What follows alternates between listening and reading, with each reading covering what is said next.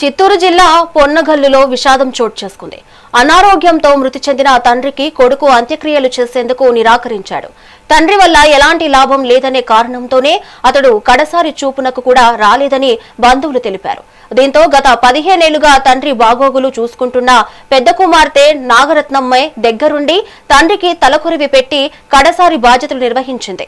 ఇదిలా ఉండగా భర్తను కోల్పోయి పార్టీలో చురుగ్గా పనిచేసిన తనకు కనీసం వితంతు పింఛను తగిన గుర్తింపు దక్కలేదని నాగరత్నమ్మ ఆవేదన వ్యక్తం చేస్తుంది. నా పేరు నాగరత్న. మాది చిత్తూరు జిల్లా కర్వేనగర్ మండలం పొన్నగల్లు గ్రామంలో మా నాన్న అయినటువంటి వెంకటేశులు ఆదివారం మృతి చెందారు. ఆయన కొడుకుకి తెలియపరిచాము, ఇలా చనిపోయారని చెప్పి తలకొరి వేయడానికి కూడా నాన్నని నిరాకరించేశారు. ఆ కారణంతో ఇంకా మా నాన్నని అనాథ శవంలాగా వదలడం ఇష్టం లేక దహన క్రియలు నేను చేశాను.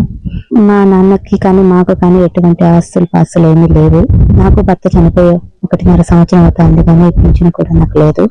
మా నాన్నకి ఎటువంటి ఇల్లు ఆస్తులు లేవు. ఈ స్థలంలో మాత్రం చిన్న రూమ్ లో మాత్రమే అది క్లీన్ చేసిస్తే ఇక్కడ చేశాను. దానికి అంతా కూడా మాకు స్పందించి మాకు ఇక్కడ మంచి చేస్తే ఇల్లు వాకిలు కట్టుకోవడానికి కూడా బాగుంటుందని కోరుకుంటున్నాను.